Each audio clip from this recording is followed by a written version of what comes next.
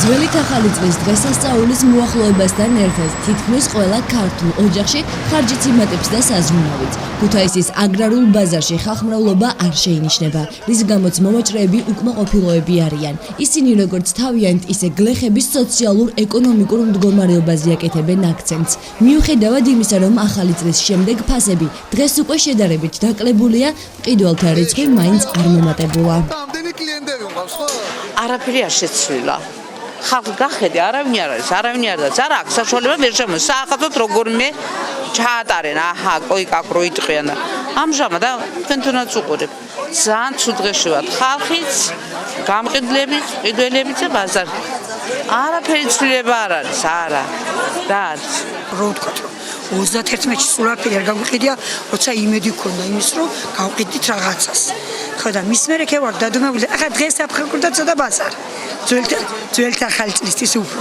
იმიტომ რომ ბევრი ხომ არ ხულობს ახლა და უბრალოდ ცოტა შეეტყო ცოტა დღეს, ცოტა უმნიშვნელოდ ისიც. ჩვენ ვაჭრები კი არა ვართ, მათხოვრები ვართ, მაგრამ რა ვქნათ?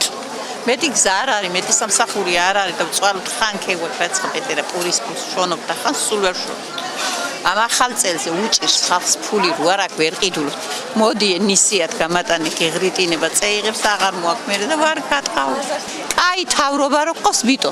ოჯახში როცხა უფროსი არ ვარგა და ვერ უძღვია ოჯახს, ის ოჯახი იქცევა. ასე და იქცა ჩვენი საქართველო, როცხა თავრობა არ გვივარგა. არც ახალ წელს ხო კლიენტები და არც ახლა არა კლიენტები დავს. არ არის. არც მაშინ იკლავდა ხალხი თავს და არ დღეს არა. ჩაულებრივად არის. ეკონომიკური მდგომარეობა, რა თქმა უნდა, საუბარი. ფაქტორი არის ეკონომიკური მდგომარეობა. ხალხი გარბი საქართველოსთან და ხალხი ზადიკდება. ყველაფერს აქვს ფასები მომატებული და არაფერი არა. შარშან იყო, კაი მუშაობა, წერს ვაფშე არა. შედარებით არის დავარდნილი. რასაც ქვია შარშანდიდან, სადღაც 2%-ით. მომავალზე საერთოდ ეიქცევა საქართველოს, მე მგონი ეგენი თუ იქით. კლები არა. წლევანდელი წელიწადი მაინც არ ვიცი მე რა. არაფერი. ფასი 20 ლარია თეთრი და 22 შებოლილი. სულგუნი. და ყველი 13 ლარი, 12 ლარი, მაგრამ არა ხალხში საშუალება არა, არ მოძრაობს ხალხი ვერ ყიდულობს.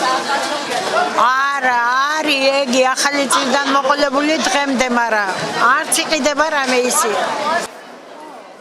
ქვეყანაში ეკონომიკური მდგომარეობა მხოლოდ რიცხვების მიხედვით უმჯობესდება. თავის მხრივ მინისტრი აცხადებს, რომ ის რომ ქვეყანაში გაჭირვებაა, ეს მხოლოდ მოქალაქეების განცდაა და სინამდვილეში ასე არ არის.